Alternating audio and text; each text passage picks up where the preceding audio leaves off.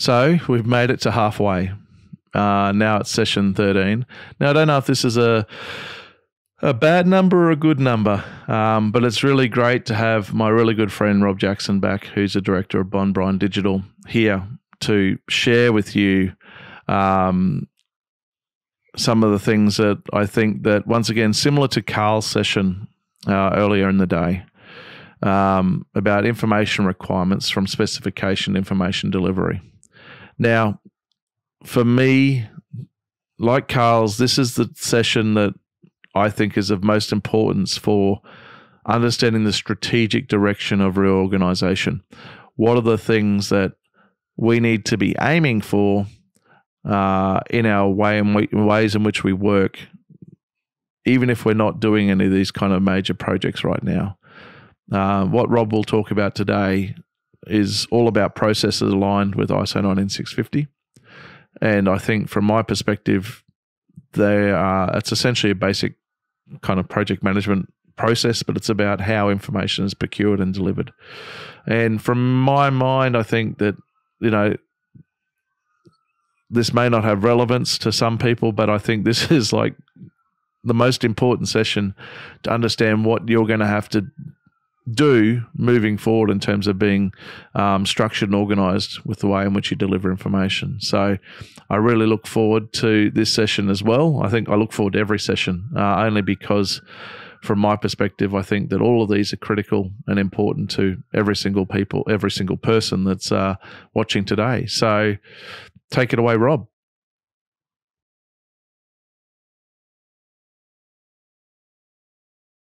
Hi. Thank you, Nathan, for that introduction, and thank you for inviting me to present again at Archi Intensive this year. As some of you may know, I am an architect by training, an ArchiCAD user for over 20 years, but I'm here to talk to you about some of our work that we're doing in Bond Bryan Digital, which is an information management consultancy, and we're going to look at the specification of information through to the delivery of that information.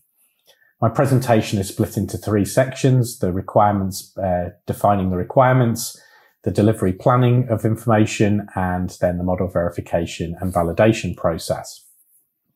It's important in this presentation that you don't take everything in this presentation as gospel. It's very much a collection of research and development work, and based on case studies and real life projects, but uses examples and in some cases some live project work to explain our approach. But it's an emerging process and emerging sort of information requirements that we're developing. So this is based on current best practice, but will constantly change over the coming weeks, months and years.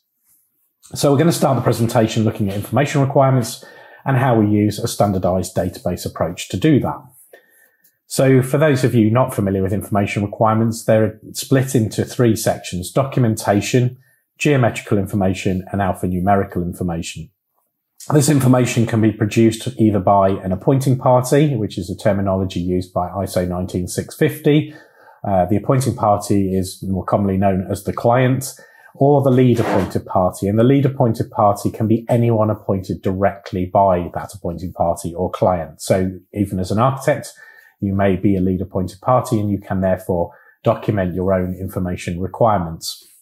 It's important to understand as well that documentation can be made up of a lot of information outside of your models. So unstructured information such as reports, even the drawings themselves that come out of your models, certificates, and so on, still form part of those requirements.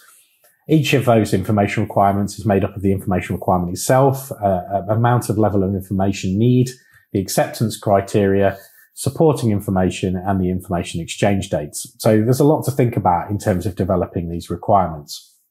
But what's really important with these requirements is that they are driven by a purpose. And that's one of the big things that ISO 19650 promotes and wants you to follow.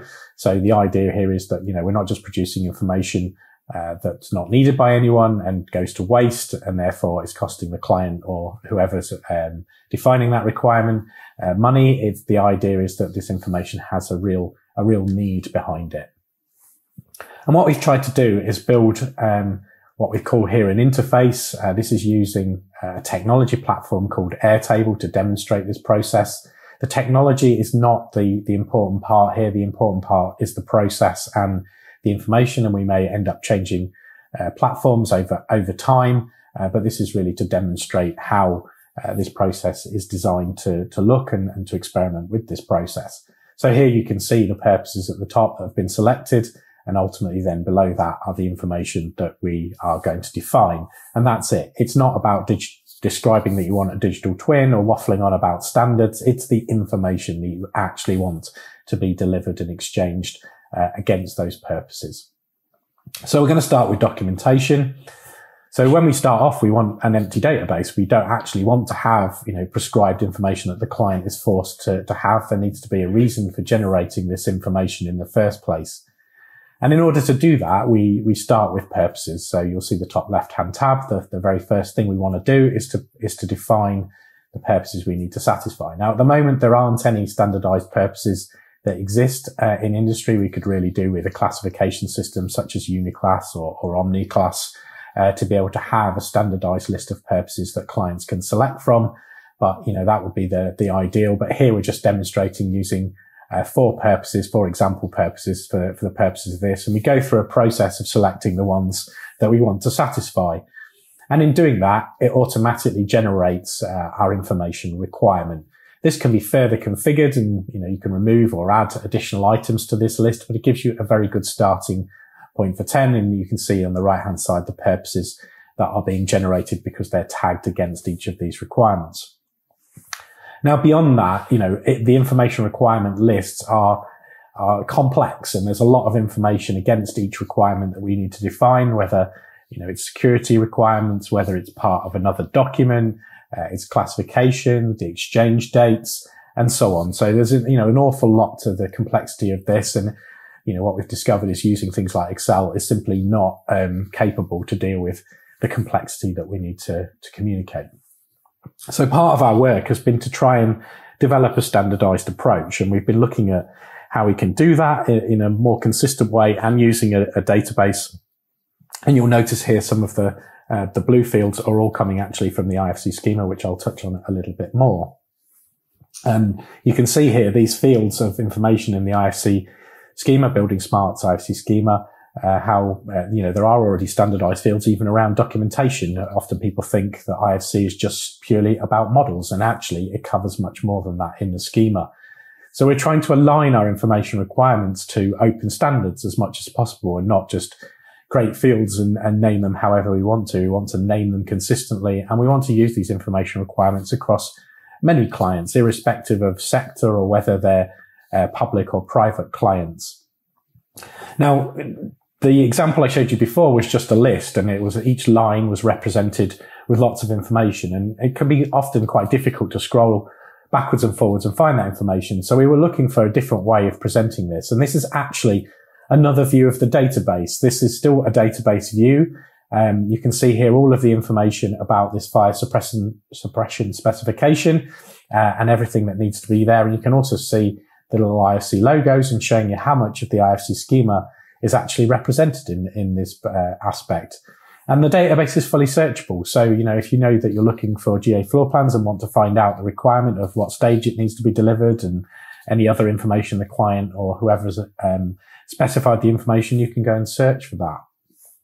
An important part of what we've been trying to do, though, even with documentation, is consider how these documents and various bits of information are connected to the IFC entities within the model. And that is a real kind of core part, which I'll come back to later on. Equally, these database views don't have to just contain all the information in that single line of the spreadsheet. They can be cut down accordingly. So here's a slightly more limited view of the database. And you can add as much or as little onto these documents, database views that you see here, and communicate accordingly. And because you can tag them, so for example, all of the architectural requirements can be tagged, you can then cut this down to be more manageable for each party. And of course, you can export these information requirements into a PDF format. So if you need them for contractual purposes and fixed, sometimes the Excel can be included, but sometimes people want a documented version within contract. This allows this to be fixed at a point in time without worrying about somebody changing it later on and it being leading to some kind of argument. But we've also been working on a database interface. And again, this is an interface that we can share with other parties. These requirements allow you to search and click on them. But you can see here this fire suppression specification, everything from the fact that it's a textual requirement in PDF to the classification, the works package it's going to fall into, how it relates to the IFC entities, its purposes, its confidentiality, the information exchange dates, and even the acceptance criteria that we're going to accept this piece of information on behalf of the client. But we can also cut these views down and not have to look at the whole database. So for example, here we've got all kinds of split by milestone, by actor, by classification. And if we take NRM as a works package sort of example, we can click on that and it will bring up this interface, and we can then search for this information by that particular works package by either finding the record and typing it in, or just scrolling up and down the list. And this is an example of selecting 40 transportation package. And here you can see that we have 10 requirements in this works package against the transportation. And we can click on any of these and open up the more detail again behind that and see what we've got to deliver. Again, looking at the stages that we need to provide that. We then move on to the geometrical information, which again is very similar to the documentation. It ends up being lists again within the database. Again, potentially lots of scrolling, although we're trying to limit that by views. Built around, in this case, the IFC entities and the enumerations, which again, if you used IFC in ArchiCAD, you will be familiar with. So it's important that we set this out in detail using what now is called level of information need. And again, we can describe all of this requirement using an interface and make it a little bit more easy to see without as much scrolling left and right. We can kind of look at each entity and click on it and select and see when do we need to deliver it and what do we need to deliver. And then finally, the final part of the information requirements is the alphanumerical information. And again, we want to set out the attributes, the properties, the classifications, the quantities that we may want in this process with, a fair and reasonable amount of detail to do that. And again, we can look at that in an interface sort of approach, or put it onto a PDF export if we needed to. But what we've been trying to ultimately get to is a joined up sort of approach where we can have these IFC entities and objects, if you like, within the model, and be able to sign all of the requirements, both in geometrical terms, alphanumerical terms, and also documentation terms. So trying to connect these together is what we're trying to achieve as we build our approach to information requirements for our clients. And of course, ultimately, we want to be able to use things like information delivery specification, which is a standard way of exporting this information. But at the moment, this covers the alphanumerical information. It doesn't so much cover the documentation and the geometrical side in terms of requirements. So, it will form part of our approach, but not necessarily our whole approach. It's important before I move on to the other sections to say that the project information standard is also a key document which is produced by and managed by the appointing party, i.e. the client, about particularly things like the naming of elements within the model, which I will come back to, and equally file naming and so on. So section 2 is about information delivery planning, and again using a standardized approach to approach that kind of task. So traditionally, what happens is we have a task information delivery plan, in old money an information release schedule. Architects are often used to sort of doing drawing registers, but this is really planning out your drawings before you even start producing any information. And typically that gets produced as an Excel template that then is sent out to everyone in the team, whether that's the structural engineer, the architect, MEP consultant, even the contractor who may need to produce information. And the lead appointed party then has to bring all of those together, often by copying and pasting this back into a single document in order to produce a complete and plan for the whole project. And what we want to do, moving away from that, is to take a single approach where we want to be able to do this in a single table in a live environment that everybody can contribute to without necessarily having an impact on anyone else's work or messing anything else up. We need to be able to do this in a single table, register or schedule, whatever you want to call it, but it's a single database approach to this task. So in order to plan out our information, we need an information requirement.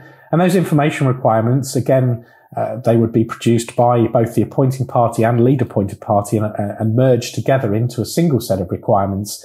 It needs to be done at a type level. So, for example, you may be asking for a set of GA floor plans as an information requirement.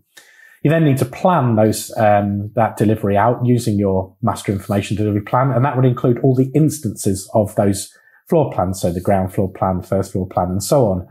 And then ultimately you need to upload those information to a data store, quite often called a common data environment, although, we think of all the technology across the project as the common data environment in itself. So this is the process we're trying to achieve, where we go from required to planned and delivered. And this means the client or the party specifying their information requirement actually received what they asked for in the first place.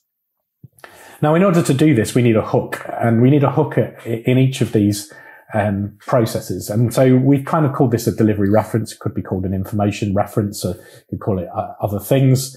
But we need this type to link to the master information delivery plan. So that's our hook between these two, between the requirement and the delivery planning. But we also need the instances, and that essentially is your file name, often called a container in ISO 19650.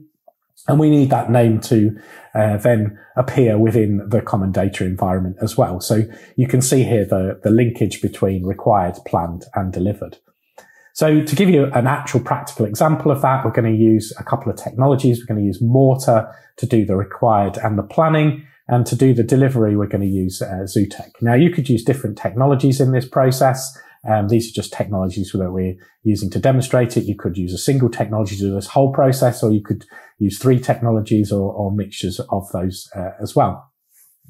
So this is an exchange information requirement of documentation. It's an example to show you kind of how it would work and how it could be structured. Again, using a different database. So before we were using Airtable, this is using Mortar to set out these information requirements. And the key part of this is the delivery reference. This delivery reference forms the type request for the information, and all the other data that sits off it essentially as metadata that's associated to this delivery reference. Now, we've used a sort of concatenation, if you like, of uniclass and a sort of unique code to do this. Again, this is just our current approach and may change in the future. But with these delivery references, once we've got our information requirement, we can start to assign responsibility against those requirements. So we can go through and say, who is going to produce the GA floor plans? Who is going to produce the sections and elevations and so on? And what that means is that these delivery reference piece of information allows us to assign deliverables against this. So the instances of those deliverables. And we do that by building up a file name. And in the UK, this has a national annex to ISO 19650, which has a standardized approach to this process for building names. And it allows the user to log in. So the architect is only going to see the things that they have been assigned the delivery reference. And then they can basically add rows into against each of the types, the delivery references that have been specified, and add as many drawings and documents and models that they need to produce across the project. And what that ultimately leads to is all of the task information delivery plans produced by each of the team within the single database. It allows all of the requirements to be defined against those delivery references. So we can basically present back to, in this case, back to the lead appointed party, the requirements that have been, the delivery that has been set out against the requirement. And you can see here that the name, the instances of choosing those little pieces of metadata forms the name automatically. It basically concatenates that information using the database approach. And again, you can see how that connects to the delivery reference that we specified at the beginning. Equally, we can take the view of this particular table and present it back to the client in a structure that they want to see. So as long as we've got the data in this process, we can show some of the columns that we originally had in our exchange information requirements, and we can even present the required versus the proposed. So the client may have a requirement for something to provided as a drawing, and actually we say we're going to do it as a document, for example. And obviously we need to get agreement from the client that needs to change, but the database allows us to express that. So really, without going through all of these items individually, a database approach is far more rigorous and gives you a much better result. It's a collaborative way of developing information to plan out that delivery, and will be much more successful in doing this process. So we've covered the required process against the planned, but now we want to look at how we go about doing the delivery process.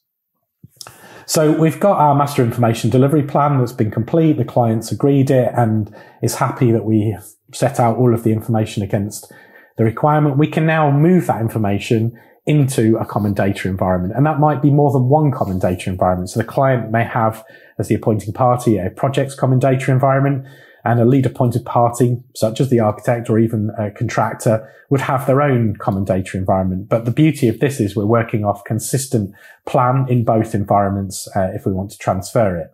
Now, for the purposes of this example, I've just used Zootech as a single common data environment, and we use a webhook to pull this information from Mortar into the Zootech environment. So what we end up with is all the information that you see here has come from the master information delivery plan. So rather than sitting and filling this in and leading to errors between the plan and the actual, we want to make sure that they're actually the same information. And the webhook allows this to be automatically updated. If we spot an error, we can pull that information across and update it accordingly.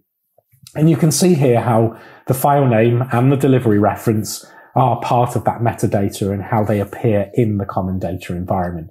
And basically all we then need to do is upload the files, add a revision and the suitability to this information, and the rest of the metadata is already there for the team. And because we've got all this metadata, it allows us within the common data environment to then filter this information accordingly. So the client may want to go and look through their delivery references and find their information. So in this case, the ceiling and soffit systems drawings, we can go and click on that and see what drawings have been delivered by the team against it or haven't been delivered. But we can look at this in other ways as well. So in the UK, we have building safety gateways, which came off the back of the Grenfell fire tragedy. And these gateways ensure that information is being produced to make sure the building is effectively safe, particularly, both during the project and ultimately the handover. And again, we can look at the information using the metadata that we've created within the master information delivery plan.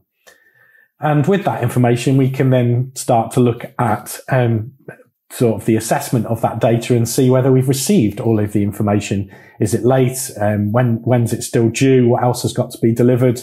And we can use this within the common data environment to manage that information and make sure that we ultimately submit and complete the information on time in order for the party who specified that information to receive it correctly.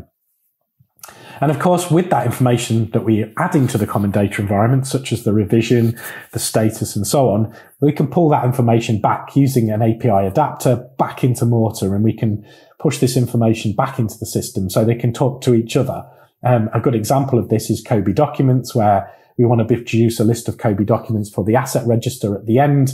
We can pull the additional information that we're adding to that common data environment back into effectively a view of the master information delivery plan. And eventually, where we want to be able to get to is that this master information delivery plan enables both the client and the contractors using different CDEs to use their own solutions, supporting open workflows. And the name of the file is critical to ultimately connecting these two things together and having consistent metadata between them. I'm not going to say this works today or is somehow perfect, but the principle of having standardized approaches to information is the critical bit that will enable technology to interface with each other. Now, we haven't talked about information delivery planning for the entities specifically, so for the geometrical and for the alphanumerical, but we are intending on looking at how we can do master information delivery planning against those aspects as well, rather than just documentation. And that is for another day. So the final section of my presentation is around the model verification and validation process of information within the actual models and using a rule-based approach to that. So in order to do the verification process, we need to start from an information requirement, in this case, an exchange information requirement with its acceptance criteria, the acceptance criteria of how the client or the party specifying that information want to receive the information. And alongside that, we need the project information standard produced by the appointing party, because that contains information that we all need to verify and to some degree validate as well. So from those two resources, I'm not going to call them documents because, as you've seen, we're using platforms to do this. We can then produce model checking rules and use supporting processes to ultimately produce a set of reports. To some degree, most of what our reports are a verification. These terminologies are slightly used differently across the globe, but verification for us is checking information exists, not necessarily the information is correct, and validation really refers to the information being actually aligning to the exact requirement that needs to be provided. So in order to demonstrate this process, I'm just using some of our school work that we've been doing. So we're working on the Department for Education's framework, which is a £7 billion framework of schools over 4 or 5 years, delivering a whole series of these. And this is just 4 of the schools we're currently working on. And using the Department for Education's exchange information requirements, which we helped the department write about 18 months or so ago. In this case, we used Excel, but you can see how this information is structured in tables that could easily be imported into a database. And again, this uses open standards to specify the acceptance criteria and the rules that we want to be able to use. And key to this as well is the project information standard. You can see how many rules there are that relate to the project information standard itself. So this is actually the values that we want to be able to put into the model. And as part of the work that we did for the Department for Education, we built a template for a project information standard. And this template is, evolving over the life of the framework. But now basically what it has is information that the Department for Education's information manager, in this case, they call them the technical advisor, or TA for short. The TA basically completes this information within the template. So puts the specific values within this template and issues this to the team. And what that means is that we get the actual values that we need to provide within the model. So we're not just putting this information in a document just to say, well, we can write this stuff and it looks nice. We actually want this information delivered. So when we say the project name, in this case, needs to be Catherine Infant School, that's the exact value that we want the team to produce. And what this has then allowed us to do is build a whole series of model checking rules against the acceptance criteria and the checking process that's defined in those DFE documents. And of course, when we wrote the requirements, we were thinking about this joined up process that others on the framework can use as well. So we get the consistency in delivery across every single project that we deliver back to the Department for Education when we're on the delivery side. And these rules again use open standards. The open standards is a critical part of what we do. So here checking the enumeration of an actuator and the value list that is acceptable. These are the values that, will or won't pass. And, we go through that process. But we also want to, as part of these rules, put into play the actual standards that are in the project information standard. So rather than just saying, does the project name exist? We want to check the project name is actually what the value is described in the project information standard. And this process in using Celebri as a tool to do that allows us to configure our rules that are standardized across the framework, but allows us to configure them specifically to the project that we're involved in. So here's an example where the site name for this particular project is Ulverscroft Road, Belgrave, with a comma in between. And we can basically, the rule on the right-hand side is already set up. All we need to do is put the value into the value column for this particular project, and we extract that from the project information standard in order to do that. And then that allows us to see here that the site name on the right-hand side, is in the project information standard. It's actually the value that is going to be delivered in the model. So in this case, this is what we would call validation. So not only have we checked that the name exists, but we've checked that the name actually matches the value specified by, in this case, the client's technical advisor. Now, in order to do the model checking process, we decided, not just on schools, but on all our projects, that we should use a cycle process to checking. And the cycle process is often used to do things like clash detection, where you maybe do clash detection either on a 2, 3 or 4 weekly basis. And we wanted to do the same with data, because what we wanted to tackle was that, the designers can't necessarily put all this information in on day one and expect to pass and start scoring it with a percentage.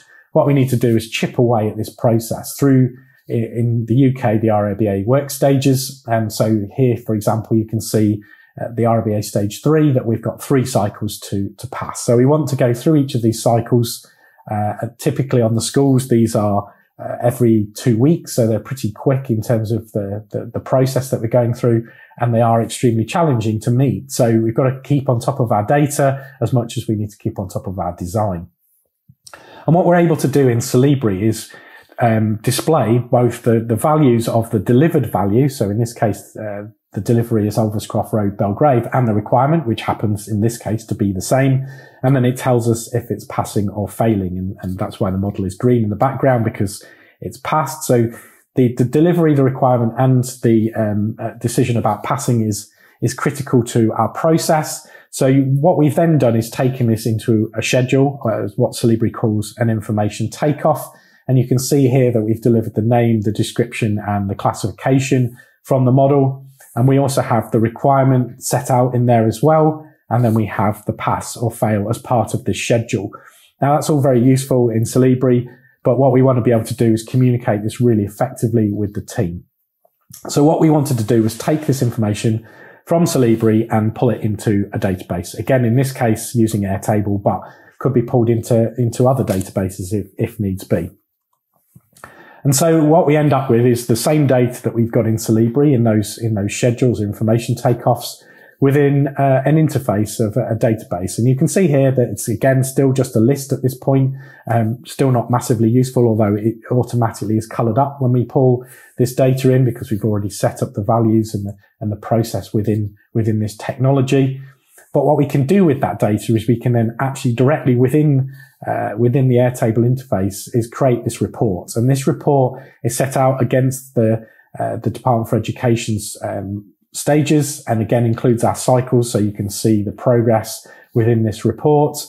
And we've been able to create a dashboard effectively of the results from that model. So the results of pass or fail, you get an instant kind of feel for how good or bad this model is. And this one is pretty good, and there's a few issues left to resolve, but it's not in too bad a shape. Sometimes these could be significantly in red. But obviously those are nice as a nice thing, but we actually need to fix the issues. So in this case, I'm going to use the type name as an example. And you can see here we've got 37 records, or just about 5% of the type names that are actually failing. So if we click on the 0501 type name, this will take us to, again, back to the list format, but it's a limited list. And what you can see here is the 37 fails. We can also see that there are 702 passes. So it's not, a massive number. And when we open that up, you can actually see that the number of issues is not, it's not necessarily just from one discipline. There's only a few issues from each of the disciplines left to resolve, and we need to tackle those. So if we use the architecture, we can open that and have a look at the issues. And what we find is that the type name in this case, they've used furniture type 150, 151, and 152. And that fails because it's not using 2 characters at the end. The requirement in the project information standard is that this should use 2 characters. And in this instance, it's used 3 characters and therefore fails. That value from the model on the left-hand side has come from the model. The middle and the second column across, so the name required and name verification, automatically come from the Celebri report. We haven't had to manually put that information in. It's automatically generating it. Now, we could add more comments on the right-hand side if we wanted to set out that explanation, and we can do that within the Airtable interface if we want to add some more information in order to communicate that to the designer. And we can also at the top filter this information out. So if we had long lists of this, we can filter this by discipline, and then we can filter, even if we want to look at the pass or the fail, we can use the filter at the top rather than just using the tree. So there's different ways of getting this information. And what we're finding is that designers are using this information to resolve their issues quite quickly, because it's quite a nice way to interact with it. And again, much better than using something like Excel if we can move away from that. And of course, this process is about ultimately generating, really good quality information. And that's what we're trying to achieve. And the IFC is the kind of the big brother, or big sister, if you want to look at it like that, of all this information, including our validation and verification processes. And we want the best quality models that we can possibly produce. And what that then allows us to do is extract information for other purposes. So in this case, COBE is as an export for asset data against the Department for Education's requirement. All of this good quality data that we've made sure meets the requirements can be extracted from the model, in this case, an ArchiCAD model, but this could have come from a Revit model, Bentley, Vectorworks. It doesn't really matter to us. The point of this process is it's consistent across disciplines, and we will support any tool that supports open standards effectively and enables us to get this good quality data out of the model. So just to finish, and in summary, an overview of the presentation. We've looked at information requirements using a standardized data approach. We've looked at the delivery planning of that information requirements that we set out at the beginning. And ultimately, we've been able to verify and to some degree, as we showed with the site name example, validate that information against the original requirement. But all of these three processes have four things in common. They all follow the ISO 19650 process. So through from planning out the requirement through to the tender process and the ultimate delivery of that information. It aligns to the standards set out in that suite of international standards. We use open standards across all of this process, whether it's specifying information, whether it's the planning of information, or whether it's that verification and validation of information. And that is key to us. And, we are trying to help, drive that forward as well, not just use the standards, but actually try and influence those standards. And critically, probably the most important bit here is that all of this relies on databases, and databases are key to getting the value out of this information, both in setting out what the requirements are, the planning and that verification process, and ultimately in using that information, depending on which party is going to be receiving it. So with all of that, really, it's all about joined up thinking. And what we've been trying to do here is join up that process from through that kind of ISO 19650 process, from specification through to the ultimate delivery and use of that information, is key to what we've been trying to achieve. And that really concludes my presentation. Hopefully it's been useful. I know it's not an ArchiCAD presentation, but it's really been designed to try and show you the processes that we're trying to apply to this. And of course, if you are an architect appointed directly by a client, you would become a lead appointed party, and some of this would need to be considered throughout that process.